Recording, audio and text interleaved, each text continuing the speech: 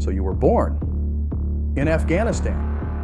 In a country that is ruled by the harsh laws of the Taliban government, let's see, how would your life be like if you lived here?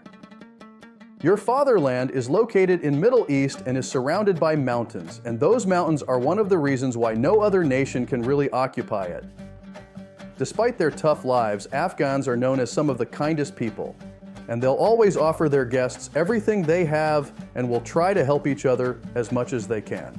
Unfortunately, when it comes to women's rights, most of them choose to turn a blind eye.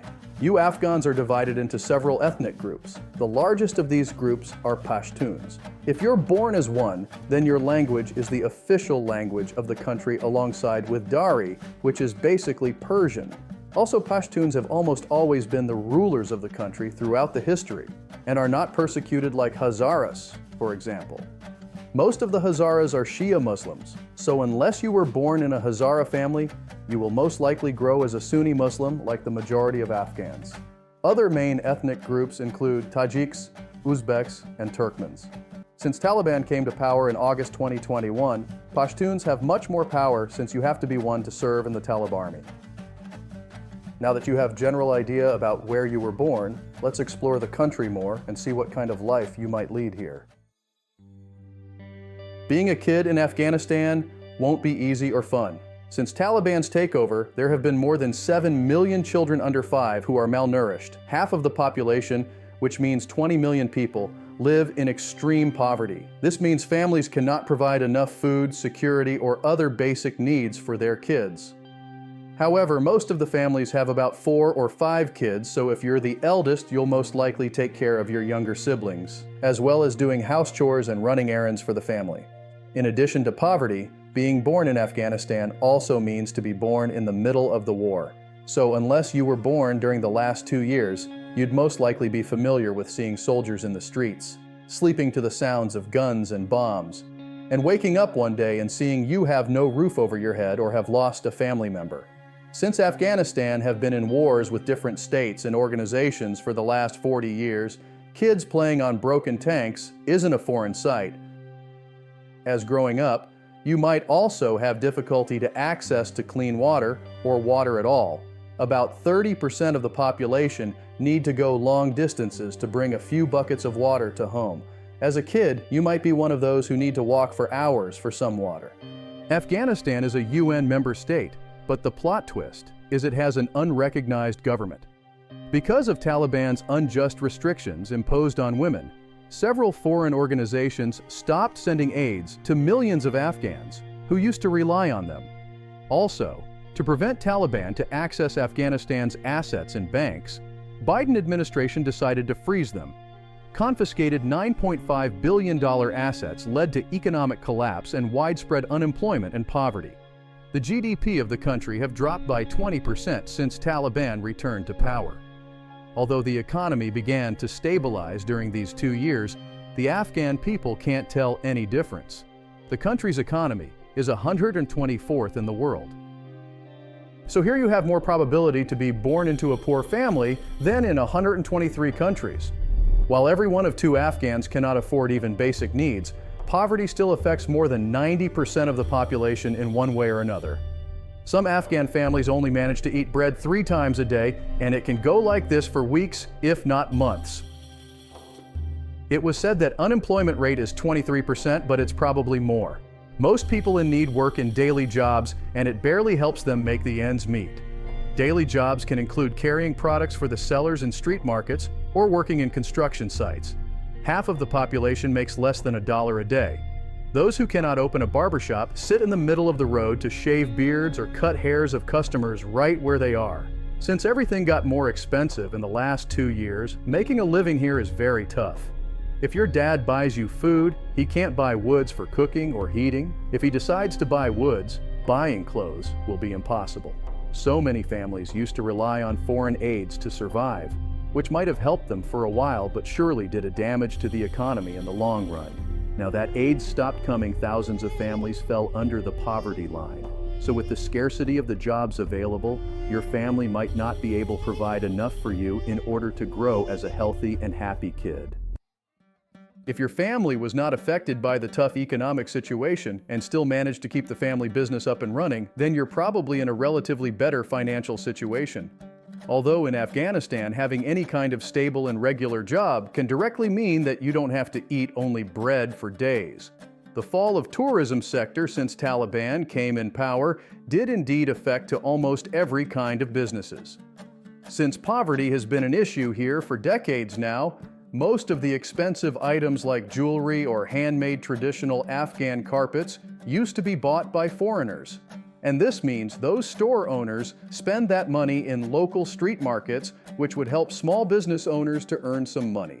Now that there's almost no tourist, even big businessmen suffer from having very few customers compared to previous years.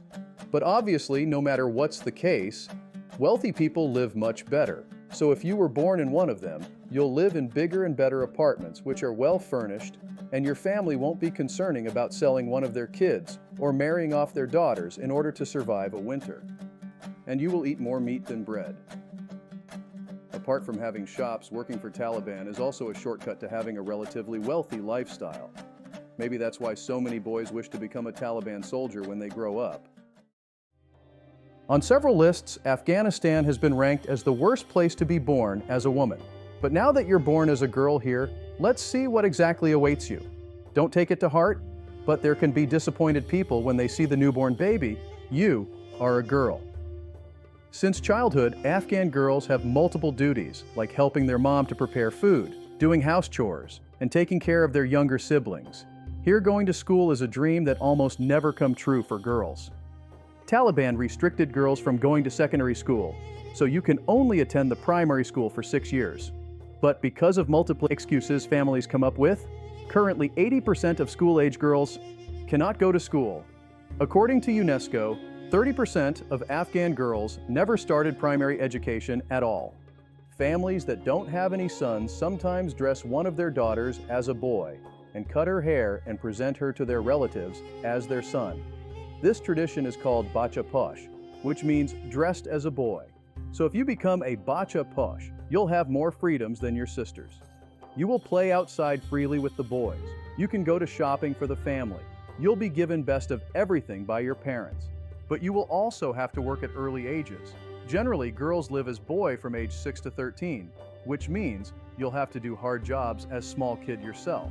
But the hardest part about being a Bacha Posh is to transition back to living as a girl without any freedoms you used to have. And what expects most girls at 13 is marriage, which is the opposite of independent life of a Bacha Posh. Since child marriages are quite common here, some families see it as making some extra money.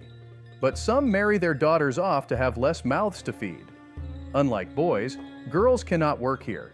So unfortunately, families often choose to sell their daughters because they think girls are not useful for the family. Oftentimes, those who get married to teen girls are those who are older than those girls by 10 to 60 years. Marriage life isn't anything easy for girls of Afghanistan. You will feel pressure from your in-laws to give birth to a boy, even though it's not something up to you. And you'll probably need to bring babies into this strange world until you have a baby boy. Although women have more freedoms and rights in Islam, Taliban don't think so. When women go to judges to complain about physical violence they receive from their husbands, judges rule in favor of men, saying that all these are accusations. Both judges and Taliban rulers think that women have lesser brains and cannot have the same rights as men. Taliban also orders women to not travel long distances without a male relative. They want you to wear a burqa and prefer that you'd stay at home and do only whatever your husband or father tell you to do, while they make the country worse and worse for everybody.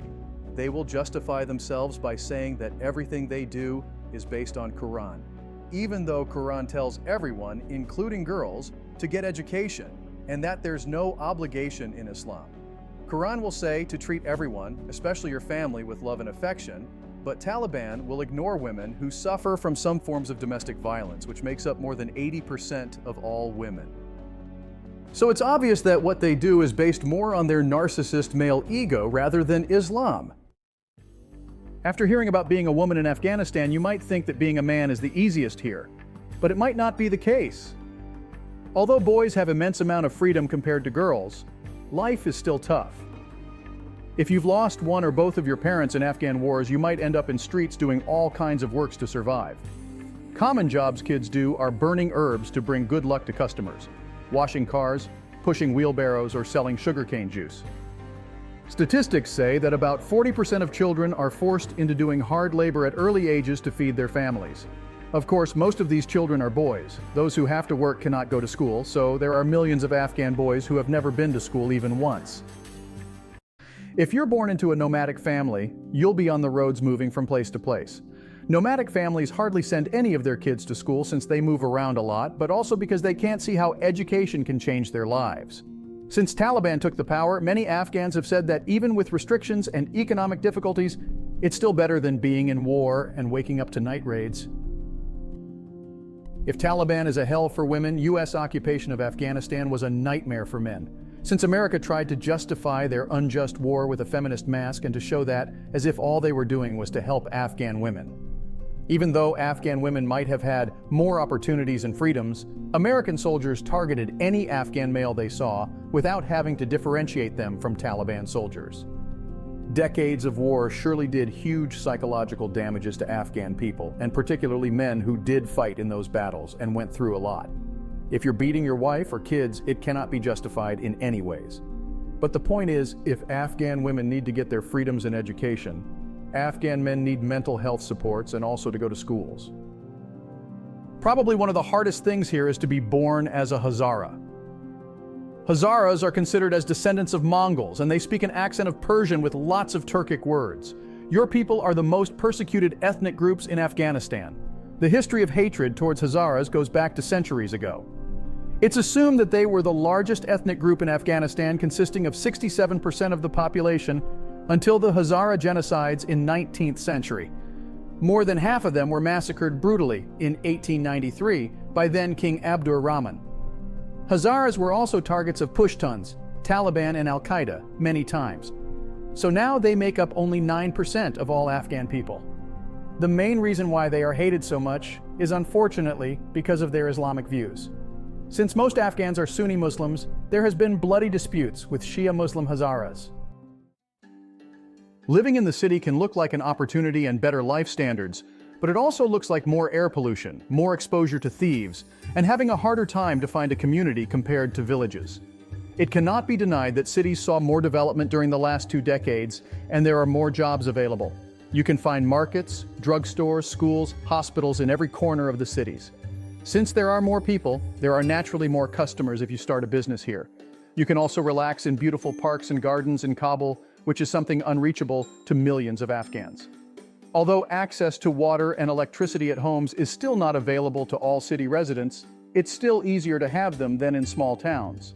Major cities like Kabul also suffer from polluted air and diseases related to it. And since cities are bigger, illegal drug users can get away easily, so seeing them under bridges can be a quite regular part of the city life. It was estimated that 4 out of 5 poor people live in rural areas. So life won't be easy for sure if you live in a village. Scarcity of jobs available in rurals lead to poverty. Since previous governments focused more on big cities and especially the capital city, other parts of Afghanistan is noticeably undeveloped. Village residents have a very hard time to find and go to a hospital, drugstore, or an administrative office to get a document. You'll most likely have to bring water from a nearby river and use woods to cook dinner, and depend on lanterns for light. In some villages, people can even live in caves or very small, cold, and unfurnished houses. Seeing apartment buildings can be something you won't experience unless you visit a city. Since many villagers make a living from agriculture, get ready to wake up early to go to the field. Although you might have livestock, you might not afford to buy them food, so having dairy products can be a privilege even in a village. Also in villages, most people live with their extended family, so sometimes 10 or 15 people can live in a 3-4-room houses. Since there are very few schools available, even boys have a very hard time to educate themselves when they don't watch the family animals or do other chores. If you're a girl living in a village, your parents will most likely concern about you getting a good husband rather than a good education. Most Afghan cultures are mainly based on Islam and Islamic etiquettes. As it's the case in most Muslim countries, in Afghanistan, you should take off your shoes at home as well. Most families have their meals on the floor sitting cross-legged. As an Afghan, you'll eat your meals with your hands and not with utensils. If you have a guest at home, then chances are women and men will eat in separate rooms. Guests generally brings gifts like dried fruits or sweets, but unlike most Western countries, here gifts are not given directly to the host. Most of the time, it's put in a corner or near the door by the guest. Women and men who aren't family members don't talk to each other unless they really have to. Even when two men talk to each other, they shouldn't ask about each other's wives or children. Both genders wear loose dresses that wouldn't define their body shapes. In addition to that, women should cover their heads, and under Taliban regime, their faces as well. Wedding traditions are very interesting here. You'll probably get married to someone you're introduced to by your family. At first, boy's family visit the potential bride's family and see if the girl is the type of girl the family is looking for. In most cases, no one asks girl's opinion. Then there's an engagement party, which is the indication of the upcoming wedding, and it's when the couple properly meet each other. Afghan weddings can be quite fun and entertaining, unless you're a 14-year-old bride and it's your wedding with a 70-year-old man. Major holidays are Islamic holidays, such as the celebration of the end of Ramadan or the Prophet Muhammad's birthday.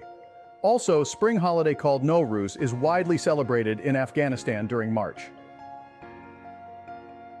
To fully experience being an Afghan, you need to at least know about what your country has been through in the near past. The First Republic of Afghanistan was founded in 1973 by Mohammad Daoud Khan, who was a former prime minister served during the Kingdom of Afghanistan. Daoud Khan abolished the monarchy and declared himself as the first president and prime minister of the republic. However, in 1978, People's Democratic Party of Afghanistan led a Marxist revolution in Kabul and overthrew Daoud Khan. The country's name was changed to the Democratic Republic of Afghanistan, and Nur Muhammad Taraki became the head of state. The PDPA replaced religious and traditional laws with Marxist-Leninist laws and made several reforms. For example, men had to cut their beards, women couldn't wear chadors, and they couldn't be forced into marriages. Also, the PDPA gave women right to vote. The Democratic Republic relied a lot on the Soviet Union. The USSR helped them with sending contractors to build hospitals, schools, roads, while also training and equipping the Afghan armed forces. In 1979, rebels all over the country rose up as a response to the PDPA's violent repression, which killed some 10,000 to 27,000 people. By spring of 1979, there were unrests in almost all provinces, condemning the government's harsh ruling and policies that clash with the traditional Afghan understanding of Islam. The PDPA asked the Soviets' help one more time, and the Red Army invaded Afghanistan, while the US began arming and financing Islamist rebel militants known as Afghan Mujahideen against the USSR. The Soviet Red Army left the country in 1989 after a devastating war for both sides, and the same year civil war started, which lasted until Taliban came to power in 1996. They ruled the country with very inhumane laws until the US invasion of Afghanistan in 2001.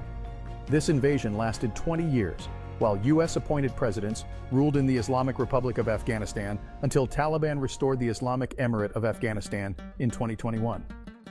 I tried to describe what life is like in Afghanistan, depending on genders or ethnic backgrounds. If you're interested in Afghan culture and want to know more, I highly recommend you to read these books. Nadia Hashimi's book, The Pearl That Broke Its Shell, will tell you about life of Afghan women and what they go through, including details about living as bachapash, marriage at early ages, domestic violence while giving a hope about the future. The other book, Earth and Ashes, by Atiq Rahimi, set during Soviet invasion of Afghanistan. It tells the story of a father bringing a very devastating news to his son. Also, all three novels will take you to different time periods and parts of Afghanistan while telling you heartbreaking but beautiful stories.